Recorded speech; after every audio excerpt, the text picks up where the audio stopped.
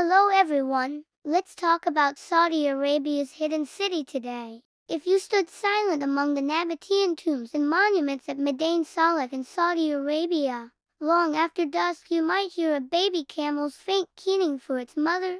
The people of Thamud, like spiteful children disobeying their father, slaughtered the she-camel, which had been created as a miracle of God, and the calf escaped into the mountains. Today, according to legend, the calf haunts Madain Saleh, about 400 kilometers north of Medina. God cursed the area to destroy the Thamuds for their cruelty and idol worshipping. Whether one is superstitious and believes in ghosts is irrelevant. The wailing often heard could be the wind whistling through nearby mountain passages and the tombs carved in rock. But in many ways Madain Saleh, which was named a UNESCO World Heritage Site in 2008, is indeed cursed if one chooses a broad interpretation of what became of the site after its people disappeared. It was neglected for centuries, and despite efforts by the Saudi government to promote it as a tourist attraction, Saudis have largely ignored its significance.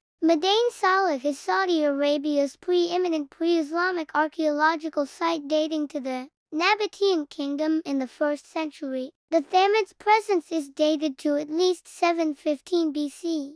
Madain Saleh literally means cities of Salih, after the pre-Islamic prophet Saleh. Madain Saleh is a necropolis of 131 Nabatean tombs cut into massive rock spread over 21 square kilometers. It was the southern settlement of the Nabatean people, whose capital was in Petra, Jordan. The area where the Thamud people once lived is one of area's most important archaeological sites. Saleh was the prophet of the Thamud people who built their homes into the cliffs of the area. They were arrogant and corrupt. They lived long but also worshipped idols carved from stone, refusing to listen to Saleh's message that there was only one God.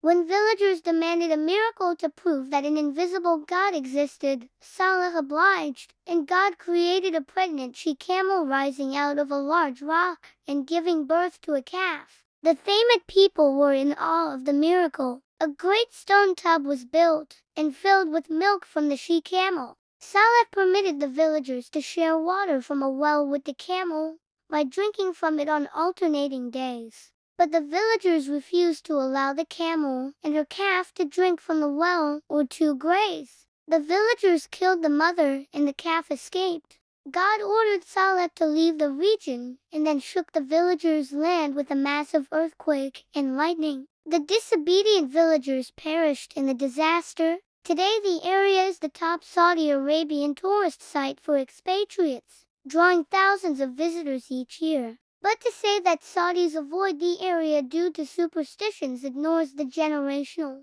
shift in attitudes and religious and cultural history. Muslims usually go to places that are blessed. There is no reason for anyone to go to a place that was cursed. For many years a fatwa issued by the Council for Senior Ulama, Saudi Arabia's highest religious authority, prohibited visiting the area based on a hadith in which the Prophet Muhammad taught Muslims to avoid places subjected to God's wrath. According to the hadith, when the Prophet passed by Madain Saleh on his way to Tabuk, he said, "Don't pass through the dwelling place of those who wrong themselves without crying." The crying refers to the regret of sins and denying or violating God's messages. Muhammad ordered that his followers throw away the food they got from that area and spill the water because the site was cursed. The fatwa has since been lifted. Over the past decade, U.S., French and German archaeologists have scoured the region to uncover its history. The Saudi Commission for Tourism and Antiquities has been urging Saudis to visit the site as a means for the poor to earn a living from tourism and to instill pride in Saudi Arabia's history. While the Commission is targeting all Saudis in its awareness campaign, its biggest challenge may be convincing the younger generation of Madain Saleh's value as an historic site.